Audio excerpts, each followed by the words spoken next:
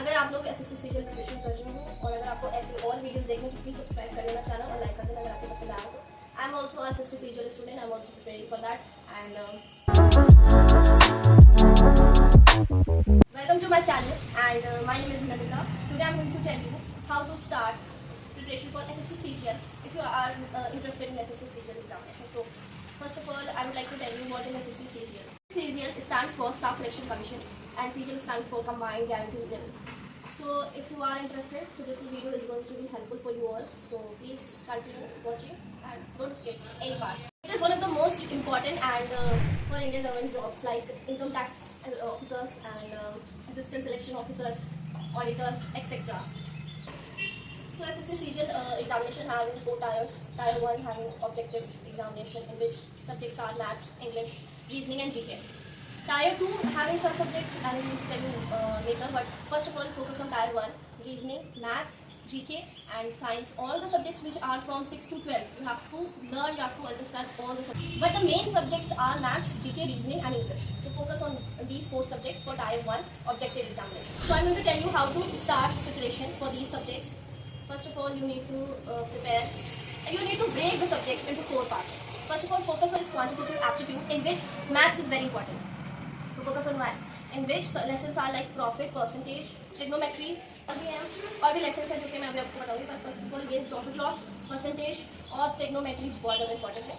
6 से 10th तक की मैथ्स पूरी आती है तो उसको बिल्कुल भी स्किप मत करना, उसको बिल्कुल अच्छे से पढ़ना है। क्वांटिटेटिव एप्टीट्यूड का लेसन प्लान मतलब जो भी मैथ्स है। अब आते हैं इंग्लिश सब्जेक्ट में। इंग्लिश में भी 6 से लेकर 12th तक या 10th तक की पूरी है।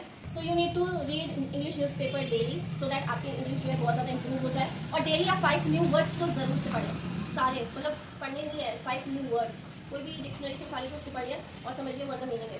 Focus on grammar like articles, tenses, prepositions, इन सब चीज़ों में फोकस करेगा इंग्लिश सब्जेक्ट की बात करेंगे। और जब आप इंग्लिश न्यूज़पेपर डेली पढ़ेंगे तो आपकी उससे आपकी इंग्लिश जो है ना इंप्रूव होगी और ज़्यादा। आप डेली न्यू वर्ड्स पढ़ेंगे तो आपको न्यू वर्ड्स में मतलब आपको एक वर्ड की मीनिंग समझ में आएगी तो आप उससे भी सीख सकते हैं। इसलिए डेली न्यू वर्ड्स जरूर पढ़ें। 5 न्यू वर्ड्स तो पढ़ें अगर आपके पास ज़्यादा समय है तो। और अगर आप कम समय है 1-2 महीना है तो आपको ज़्यादा से ज़्यादा इंग्लिश पढ़नी होगी। तो उसके लिए आप डेली 20 न्यू वर्ड्स पढ़ लीजिए या 10 न्यू वर्ड्स पढ़ लीजिए, पर पढ़िए डेली। और कॉम्प्रीहेंशन है जो भी पढ़ने ज़रूरी है क्योंकि वो ज़रूर आते हैं। अगर आपने किया होगा सैम्पल पेपर्स देखे होंगे पिछले ईयर में तो उसमें आपको मिलेगी कॉम्प्रीहेंशन आते हैं।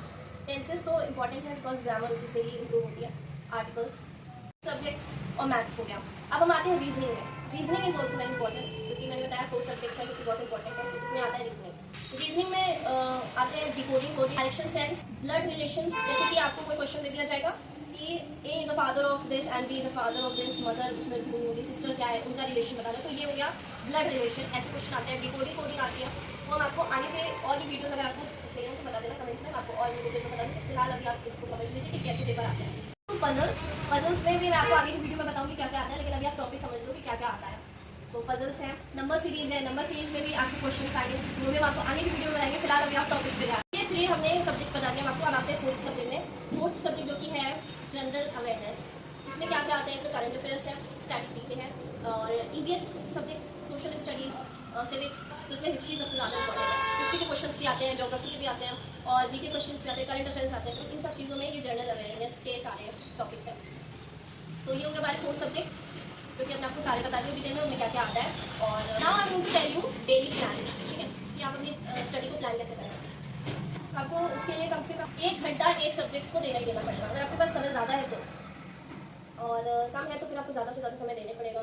पर 1 घंटा एक सब्जेक्ट को देना है मतलब आपको 4 आवर्स देने पड़ेंगे स्टडी को एक सब्जेक्ट को। और टोटल अगर आप कर ले तो 5 आवर्स भी दे दीजिएगा ज़्यादा से ज़्यादा। तो 1 hour English, 1 hour maths, 1 hour GK, 1 hour awareness.